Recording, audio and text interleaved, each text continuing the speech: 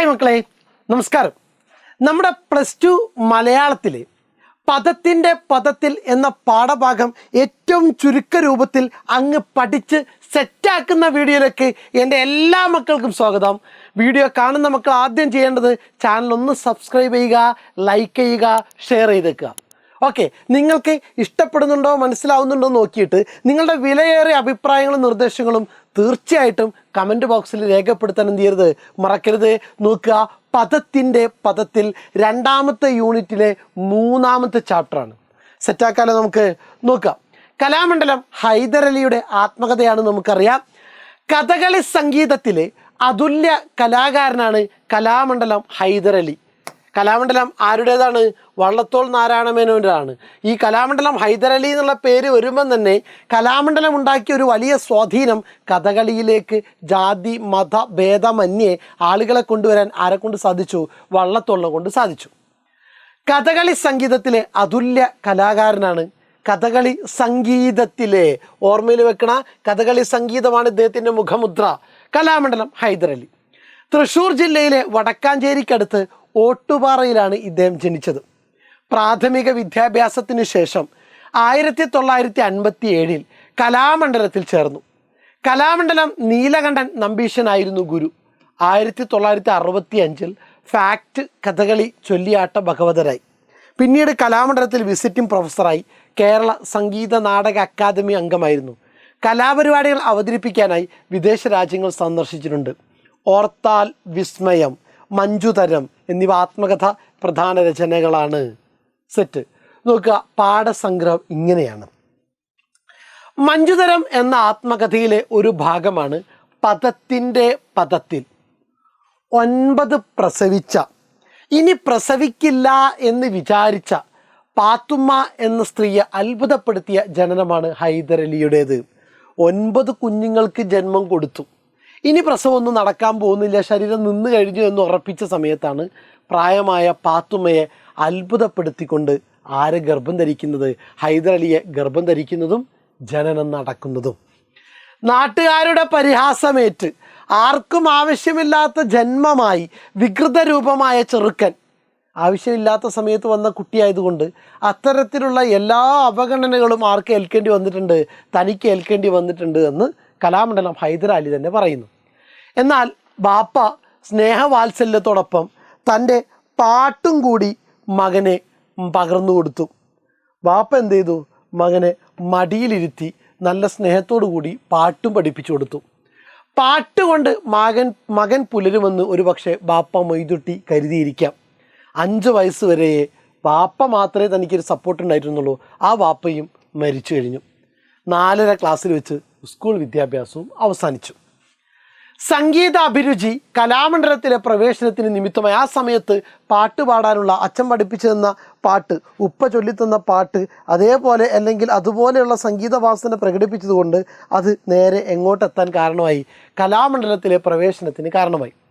1957 May മാസത്തിലാണ് കലാമണ്ഡലത്തിൽ ആദ്യമായിട്ട് പോകുന്നത്. ഇൻ്റർവ്യൂ അന്ന് നടത്തിയത് 1 മഹാകവി വള്ളത്തോൾ, 2 മുകുന്ദരാജ, 3 കലാമണ്ഡലം നീലകണ്ഠൻ നമ്പീശൻ, 4 കിള്ളിമംഗലം വാസുദേവൻ നമ്പൂതിരിപ്പാട് എന്നിവരായിരുന്നു. ഇൻ്റർവ്യൂ നടത്തിയവർ മഹാകവി വള്ളത്തോളുണ്ട്, മുകുന്ദരാജുണ്ട്, കലാമണ്ഡലം നീലകണ്ഠൻ നമ്പീശനുണ്ട്, കിള്ളിമംഗലം വാസുദേവൻ നമ്പൂതിരിപ്പാട് എന്നിവരായിരുന്നു. അവരെന്ത് ചെയ്തു? ഇൻ്റർവ്യൂവിൻ്റെ ഭാഗമായിട്ട് പാട്ട് പാടിച്ചു, ചില ചോദ്യങ്ങൾ ചോദിച്ചു. ഇൻ്റർവ്യൂ അത്രേ ഉണ്ടായിട്ടുള്ളൂ. കുട്ടിയെ ഇവിടെ എടുത്താൽ സമുദായത്തിൽ പ്രശ്നമുണ്ടാകുമോ എന്ന ആശങ്കയായിരുന്നു വള്ളത്തോളിനുണ്ടായിരുന്നത്. കലാമണ്ഡലത്തിലെങ്ങാനും എനിക്ക് അഡ്മിഷൻ തന്നു കഴിഞ്ഞാൽ മുസ്ലിം സമുദായത്തിനകത്തൊന്നും പ്രശ്നങ്ങൾ ഉണ്ടാകുമോ എന്നുള്ളതായിരുന്നു വള്ളത്തോളിൻ്റെ ആശങ്ക. എതിർപ്പുണ്ടാവില്ല എന്ന് ഹൈദരിൻ്റെ ജ്യേഷ്ഠൻ അറിയിച്ചു. കലാമണ്ഡലത്തിൽ തിരഞ്ഞെടുത്തു കഴിഞ്ഞപ്പോൾ ചില പ്രശ്നങ്ങളുണ്ടായി. 2000 ഉറുപ്പികയുടെ ആൾജാമ്യം എന്ത് ചെയ്യണം? അവിടെ വേണം. പലരും ഒഴിഞ്ഞു മാറി. സംഗീതത്തോടും ഹൈദറിനോടും താല്പര്യമുണ്ടായിരുന്ന CP ആൻ്റണി ജാമ്യം നിന്ന് ആ പ്രശ്നം പരിഹരിച്ചു. ആദ്യം തന്നെ നേരിട്ടത് അവിടെ അഡ്മിഷൻ എടുക്കണമെങ്കിൽ എന്ത് വേണം? ഒരാൾ ജാമ്യം വേണം. അത് എത്ര രൂപക്കാണ്? 2000 രൂപക്ക്. പലരെ സമീപിച്ച് ആരും തയ്യാറായില്ല. എന്നാൽ അന്ന് സപ്പോർട്ട് ചെയ്ത ആരാണ്? CP ആൻ്റണി ജാമ്യം നിന്ന് ആ പ്രശ്നം പരിഹരിച്ചു. ഇക്കാരണങ്ങളാൽ വൈകിയാണ് കലാമണ്ഡലത്തിൽ ഹൈദർ എത്തിച്ചേർന്നത്. 8 വർഷത്തെ പഠിപ്പാണ് വേണ്ടത് എന്ന് മനസ്സിലാക്കി. അക്കൊല്ലം 4 പേരെയാണ് കഥകളി സംഗീതം പഠിക്കാൻ തിരഞ്ഞെടുത്തത്. ഇദ്ദേഹത്തിൻ്റെ കൂടെ കഥകളി സംഗീത ക്ലാസ്സിലുണ്ടായിരുന്നത് മൊത്തം എത്ര പേരാണ്? 4 പേരായിരുന്നു. ആരൊക്കെയാണ്? 1 ശങ്കരൻ എമ്പ്രാന്തിരി, 2 മാടമ്പി സുബ്രഹ്മണ്യൻ നമ്പൂതിരി, 3 തിരൂർ നാരായണൻ നമ്പീശൻ, പിന്നെ ഹൈദറും. ഇങ്ങനെ മൊത്തം 4 പേരെയാണ് അന്ന് എന്ത് ചെയ്തത്? സംഗീത ക്ലാസ്സിലേക്ക് തിരഞ്ഞെടുത്തത്. ശാസ്ത്രീയമായി സംഗീതം അഭ്യസിക്കാൻ തുടങ്ങിയപ്പോൾ തന്നെ അവിടുത്തെ ചിട്ടകളെല്ലാം മനസ്സിലായി. നമ്പീശൻ ആശാന് ദക്ഷിണ വെച്ച് നമസ്കരിച്ചു, സപ്തസ്വരം പഠിച്ചു. അത്ഭുതത്തോടെ കലാമണ്ഡലത്തിലെത്തിയ ഹൈദറിന് ചില വിഷമതകൾ സഹപാഠികളിൽ നിന്നും ഉണ്ടായി. അപ്പോഴും ആദ്യം പ്രസവിച്ച സമയത്തുണ്ടായ അപകീർത്തിപ്പെടുത്തലിനേക്കാൾ ഉപരിയായിട്ട് പഠിക്കാൻ തുടങ്ങിയ സമയത്ത് ചില ബുദ്ധിമുട്ടുകൾ സഹപാഠികളിൽ നിന്നുണ്ടായി. എന്താണ്? മാപ്പിളച്ചെറുക്കൻ എന്ന നിലയിൽ ഒരകൽച്ച ക്ലാസ്സിലും ഭക്ഷണം കഴിക്കുന്ന മെസ്സിലും ഒക്കെ എന്ത് ചെയ്തു? ഈ പറയപ്പെട്ട 3 പേര് വെച്ച് പുലർത്തി. എന്നാൽ അധ്യാപകരായ ശിവരാമൻ ആശാനും നീലകണ്ഠൻ നമ്പീശൻ ആശാനും ഹൈദറിനെ ഏറെ പരിഗണിച്ചിരുന്നു. വെളുപ്പിന് 2:45 ഉണർന്ന് 3 മണിക്ക് കളരിയിലെത്തി പരിശീലനം തുടങ്ങണം. ഭാരതപ്പുഴയും കലാമണ്ഡലവും ഒക്കെ അദ്ദേഹത്തിൻ്റെ ജീവിതത്തിലെ രമണീയമായ ഒരു കാലത്തെ അടയാളപ്പെടുത്തുന്നു. ഈ പഠിച്ച സമയത്ത് ഭാരതപ്പുഴയെക്കുറിച്ചുള്ള ഓർമ്മകൾ കൂടി എന്ത് ചെയ്യുന്നുണ്ട്? പങ്കുവെക്കുന്നുണ്ട്. ആദ്യ വർഷം തോടയം, പഠിക്കാൻ പോകുന്ന ആദ്യ വർഷം തോടയം, പിന്നെ വന്ദന ശ്ലോകം, 2-ാം കൊല്ലം പുറപ്പാട്, മേളപ്പദം, 3-ാം കൊല്ലം കിർമീരുവധം. ഇങ്ങനെയായിരുന്നു പഠനരീതി. ആലാപന വഴിക്കും അഭ്യസന വഴിക്കും നമ്പീശൻ ആശാനും ശിവരാമൻ ആശാനും വ്യത്യസ്തത പുലർത്തിയിരുന്നു. 2 പേർക്കും പാട്ട് വേഗം പഠിക്കുന്ന ഹൈദറിനോട് വലിയ സ്നേഹമായിരുന്നു. വീട്ടിൽ പോകാൻ കാശില്ലാതെ വിഷമിക്കുന്ന അവസരത്തിൽ കാശ് നൽകിയും മറ്റാവശ്യങ്ങൾക്ക് പോകുമ്പോൾ ക്ലാസ്സിൽ പാടിക്കൊടുക്കാൻ ഹൈദറിനെ വിശ്വസിച്ചേൽപ്പിച്ചു പോകുന്നതിൽ നിന്ന് അവനോടുള്ള സമീപനം മനസ്സിലാക്കാം. ഹൈദറിനെ പരിഹാസം കലർന്ന വാക്കുകളും നോട്ടവും ഒന്നും സ്പർശിക്കാതെയായി. തൻ്റെ ലക്ഷ്യം മാത്രമായിരുന്നു ഹൈദറിന് പിന്നീട്. ജന്മസിദ്ധമായ കഴിവും സാധനയും ഇച്ഛാശക്തിയും കൊണ്ട് വളർന്നു വന്ന ഒരു അതുല്യ കലാകാരനാണ് ആര്? ഹൈദരലി. തിരസ്കൃതനായാണ് ഞാൻ ജനിച്ചതും വളർന്നതും. കലാമണ്ഡലം ഹൈദരലിയുടെ ഈ പ്രസ്താവനയെ സാധൂകരിക്കുന്ന ചില ജീവിത സന്ദർഭങ്ങൾ പദത്തിൻ്റെ പദത്തിൽ എന്ന പാഠഭാഗത്തു നിന്നും കണ്ടെത്തി കുറിക്കുക. തിരസ്കൃതനായാണ്, ആർക്കും വേണ്ടാത്തൊരു ജന്മമായിരുന്നു എൻ്റേത് എന്ന് ആര് പറയുന്നുണ്ട്? ഹൈദരലി പറയുന്നുണ്ട്. ഇത് കലാമണ്ഡലം ഹൈദരലിയുടെ ഈ പ്രസ്താവനയെ സാധൂകരിക്കുന്ന ചില ജീവിത സന്ദർഭങ്ങൾ പദത്തിൻ്റെ പദത്തിൽ നിന്നും എന്ന പാഠഭാഗത്തു നിന്ന് കണ്ടെത്തി കുറിപ്പെഴുതുക. നോക്കുക, കലാമണ്ഡലം ഹൈദരലിയുടെ ആത്മകഥയിൽ നിന്നുമെടുത്ത പദത്തിൻ്റെ പദത്തിൽ എന്ന ഭാഗത്ത് പാഴ്ജന്മമായി വളർന്നത് എന്ന വേദന പങ്കുവെക്കുന്നുണ്ട്. പാഴ്ജന്മമായി വളർന്നത് എന്ന വേദന പങ്കുവെക്കുന്നുണ്ട്. 9 പ്രസവിച്ച, ഇനി പ്രസവിക്കില്ല എന്ന് കരുതിയ ഉമ്മയെപ്പോലും അത്ഭുതപ്പെടുത്തിയ നാണക്കേടുണ്ടാക്കിയ ജനനം. നാട്ടുകാർക്ക് അത് പറഞ്ഞ് രസിക്കാൻ വകയായി.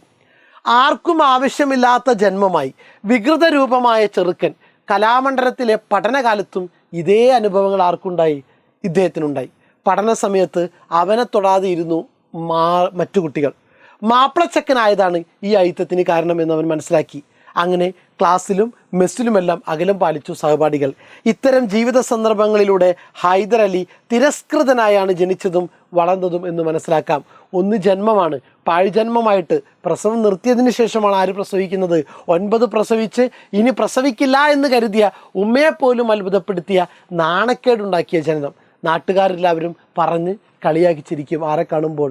ഇദ്ദേഹത്തിനെ കാണുമ്പോൾ. പിന്നീട് പഠന സമയത്ത് നേരിട്ട പ്രശ്നം. ഓക്കെ, ദെൻ സംഗീതത്തെക്കുറിച്ചും എന്നെക്കുറിച്ചും പറയേണ്ടി വരുമ്പോഴൊക്കെ ഞാൻ എൻ്റെ ബാപ്പയുടെ ഈണം കേൾക്കുന്നു. കലാമണ്ഡലം ഹൈദരലിയുടെ ഈ വാക്യത്തിൽ തെളിയുന്ന മനോഭാവം വിശദീകരിക്കുക. കലാമണ്ഡലം ഹൈദരലിയുടെ ആത്മകഥാഭാഗമായ പദത്തിൻ്റെ പദത്തിൽ കഷ്ടപ്പാടുകൾ നിറഞ്ഞ അദ്ദേഹത്തിൻ്റെ ബാല്യകാല അനുഭവങ്ങൾ കാണാം. ഉമ്മക്ക് നാണക്കേടുണ്ടാക്കിയ ജനനം, എല്ലാവരാലും നേരിട്ട അവഗണന, ബാപ്പയുടെ വാത്സല്യവും സ്നേഹമാണ് കുട്ടിക്കാല അനുഭവത്തിന് തിളക്കം കൂട്ടുന്നത്. മക്കളെ പടച്ചോൻ തരണതല്ലേ എന്ന ദൈവകൃപയിൽ വിശ്വസിച്ച ബാപ്പ ഹൈദറിനെ ഏറെ കരുതലോടെ ചേർത്ത് നിർത്തി. പാട്ടുകൊണ്ട് ജീവിക്കുമെന്ന വിചാരത്താലാവാം മകനെ മടിയിലിരുത്തി പാട്ടുപാടി ലാളിച്ചു. ഹൈദറിന് 5 വയസ്സായപ്പോൾ അതും അവസാനിച്ചു. ബാപ്പ മരിച്ചു. ബാപ്പയുടെ മകനോടുള്ള ഇത്തരം കരുതലാണ് സംഗീതത്തെക്കുറിച്ചും തന്നെക്കുറിച്ചും പറയേണ്ടി വരുമ്പോൾ ഏറെ സ്നേഹിച്ച, വാത്സല്യം പകർന്ന, ഒപ്പം പാട്ടിൻ്റെ ലോകത്ത് കൂട്ടിക്കൊണ്ടുപോയ വാപ്പയുടെ ഈണം കേൾക്കുന്നു എന്ന തോന്നലിന് കാരണം എന്താണ് ചോദ്യം? സംഗീതത്തെക്കുറിച്ചും എന്നെക്കുറിച്ചും പറയേണ്ടി വരുമ്പോഴൊക്കെ ഞാൻ എൻ്റെ വാപ്പയുടെ ഈണം കേൾക്കുന്നു. കലാമണ്ഡലം ഹൈദരലിയുടെ ഈ വാക്യത്തിൽ തെളിയുന്ന മനോഭാവം എന്താണ്? ഉത്തരം പോയിന്റ് നിങ്ങൾ പാരഗ്രാഫിലേക്ക് മാറ്റണം. കലാമണ്ഡലം ഹൈദരലിയുടെ ആത്മകഥാഭാഗമായ പദത്തിൻ്റെ പദത്തിൽ കഷ്ടപ്പാടുകൾ നിറഞ്ഞ അദ്ദേഹത്തിൻ്റെ ബാല്യകാല അനുഭവങ്ങൾ കാണാം. ഉമ്മക്ക് നാണക്കേടുണ്ടാക്കിയ ജന്മം, എല്ലാവരാലും നേരിട്ട അവഗണന, ബാപ്പയുടെ വാത്സല്യവും സ്നേഹവുമാണ് കുട്ടിക്കാല അനുഭവത്തിന് തിളക്കം കൂട്ടുന്നത്. മക്കളെ പടച്ചോൻ തരണതല്ലേ എന്ന ദൈവകൃപയിൽ വിശ്വസിച്ച ബാപ്പ ഹൈദറിനെ ഏറെ കരുതലോടെ ചേർത്ത് നിർത്തി. പാട്ടുകൊണ്ട് ജീവിക്കുമെന്ന വിചാരത്താലാവാം മകനെ മടിയിലിരുത്തി പാട്ടുപാടി ലാളിച്ചു. ഹൈദറിന് 5 വയസ്സായപ്പോൾ അതും അവസാനിച്ചു. ബാപ്പ മരിച്ചു.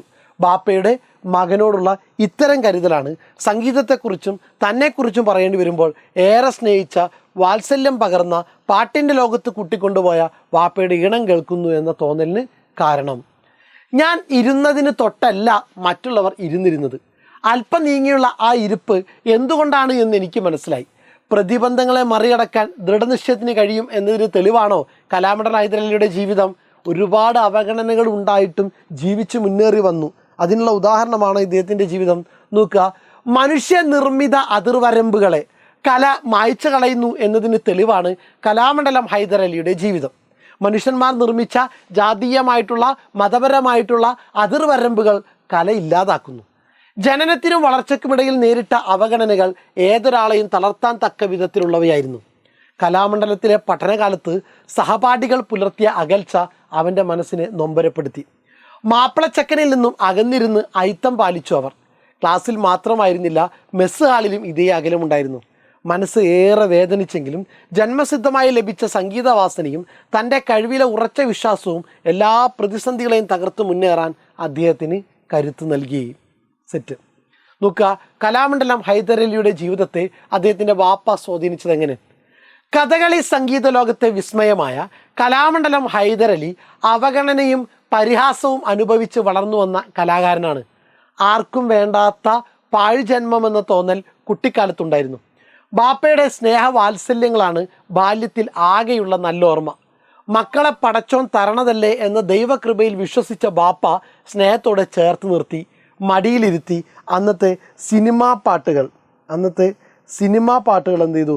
പാടിക്കൊടുത്തു. പാട്ടുകൊണ്ട് ഈ മകൻ ജീവിക്കുമെന്ന് ആര് വിചാരിച്ചിട്ടുണ്ടാകും? ബാപ്പ വിചാരിച്ചിട്ടുണ്ടാകും. ബാപ്പയിൽ നിന്ന് ലഭിച്ച തുടക്കമാണ് സംഗീത ലോകത്തിലെ പ്രശസ്തിക്ക് ആദ്യ ചുവട്. ബാപ്പയുടെ ഈണമാണ് സംഗീതത്തെക്കുറിച്ചും തന്നെക്കുറിച്ചും പറയുമ്പോൾ ആദ്യം മനസ്സിലെത്തുന്നതെന്ന് ഹൈദരലി സൂചിപ്പിക്കുന്നുണ്ട്.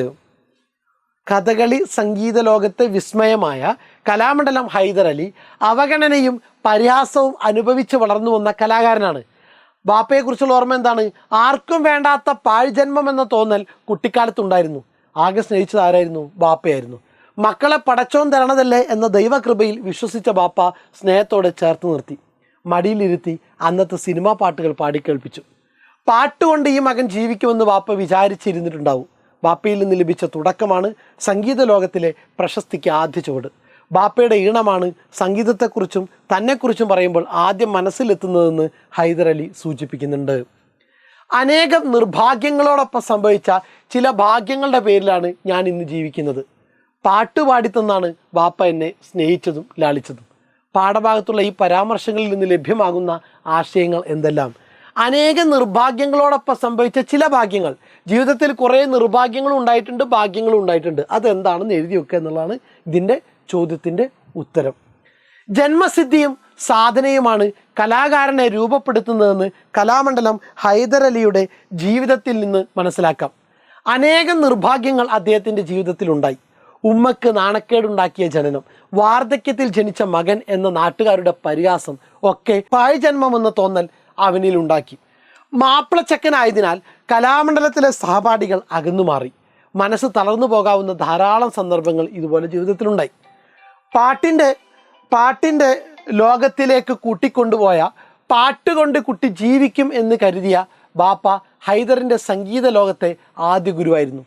മടിയിലിരുത്തി പാട്ടുപാടിക്കൊടുത്ത് ഉള്ളിൽ സംഗീതത്തിൻ്റെ ഉറവ് ഉണ്ടാക്കിയ ആ ബാപ്പ, സ്നേഹവാത്സല്യത്തിനൊപ്പം സംഗീതം പകർന്ന ബാപ്പ സംഗീതത്തിൽ അവനുള്ള അസാധാരണമായ കഴിവ് തിരിച്ചറിഞ്ഞ ഗുരുക്കന്മാർ ഏത് പ്രതിസന്ധികളെയും നേരിടാൻ തക്ക വിധമുള്ള അവനിലെ ഇച്ഛാശക്തി ഇവയെല്ലാമാണ് ഹൈദരലിയെ അതുല്യ കലാകാരനാക്കിയത്. സെറ്റാണല്ലോ? സെറ്റ്. നന്നായിട്ട് പഠിച്ച് മനസ്സിലാക്കി എന്ത് ചെയ്തോളാം, കാര്യങ്ങൾ ചെയ്തോളാം. ഓക്കെ, അപ്പം ടെക്സ്റ്റ് ബുക്ക് വായിച്ചു നോക്കുക, സംഗ്രാമം സെറ്റാക്കുക, ചോദ്യോത്തരം സെറ്റാക്കുക. റെഡി? Thank you.